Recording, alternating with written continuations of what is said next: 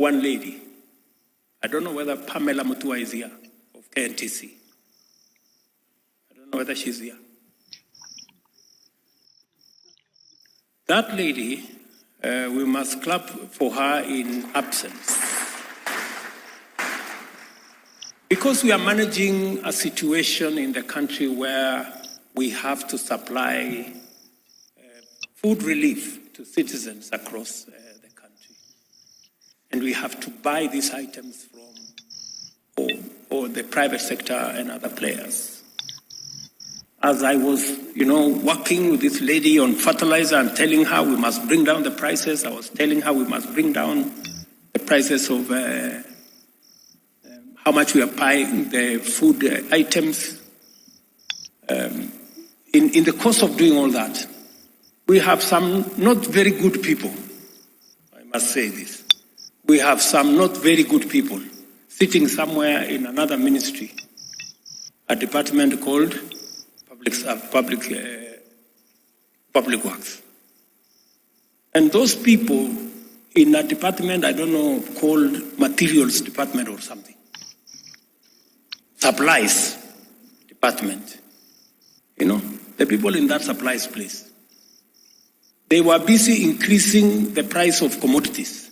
Imagine, in the middle of a food crisis, somebody is sitting in a public office and, negotiating himself and, trying to take advantage of a problem.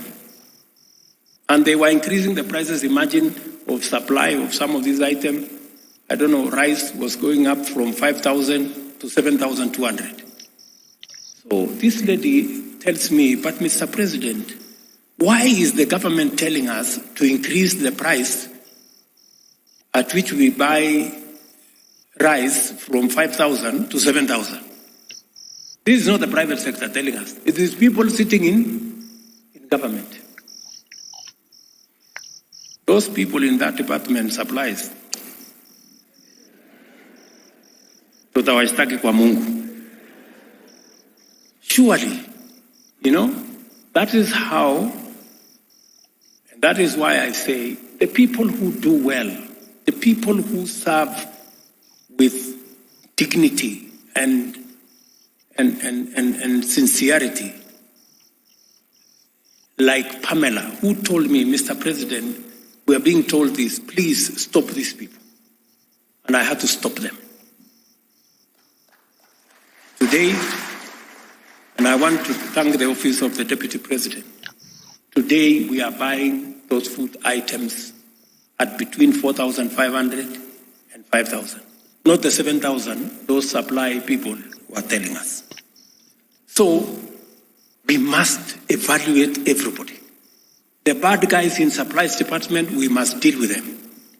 And the good people like Pamela, we must reward them. Because that's how this is going to work. Let me also say one more thing about my good deputy here. We had a program, we were registering farmers. For 5 years, we managed to register only 1 million farmers. But just in 2 weeks, this deputy of mine mobilized the whole public service because he was a former public servant. And they registered 5 million farmers in 2 weeks. Today, we are giving fertilizer to farmers using a digital platform. Everybody gets an SMS, your fertilizer is ready, come for it. You don't have to queue. The cartels have disappeared.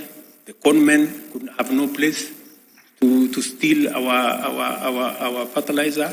For the first time, every farmer who needed fertilizer got fertilizer, and that program is moving very well.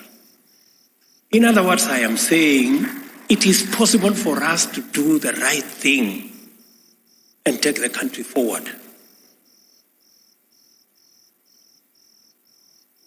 And therefore, and I want to speak to you as people who collectively we've been given the privilege by the people of Kenya to serve them, to work for them. we must also make sure that the privilege we have, the opportunity we have, translates into opportunity for the millions of Kenyans to have access to a job, access to a business opportunity, access to do their farming, and drive our country into the right direction. Here is our opportunity to unbundle all the commitments in our agenda as determined in the high-level retreat in Nanyuki early this year, and to prepare to assign them for implementation to every department, all the way to every public servant. As we consider the results of the evaluation and feedback, we also have to deliberate with greater intention about the design of the forthcoming performance contracts, their implementation and evaluation.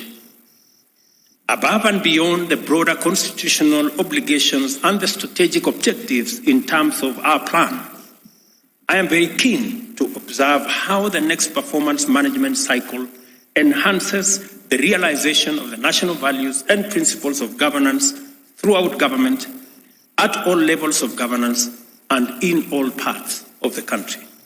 In particular, how much the public service affords equal opportunities for men and women, persons from all communities, and persons with disability will be of foremost interest. Equally, critical will be the mainstreaming of a comprehensive agenda for Kenyan youth, including training, apprenticeship, industrial attachment, and internship, access to government procurement opportunities, and entrenchment of the digital and creative economy. Further, it is of paramount importance that the performance management mechanism meaningfully reflects our resolve to enhance efficiency and reach of government services through digitization, automation, and deployment of various information and communication technologies. Kenya is a regional, continental, and global champion of a just transition to clean, green industrialization.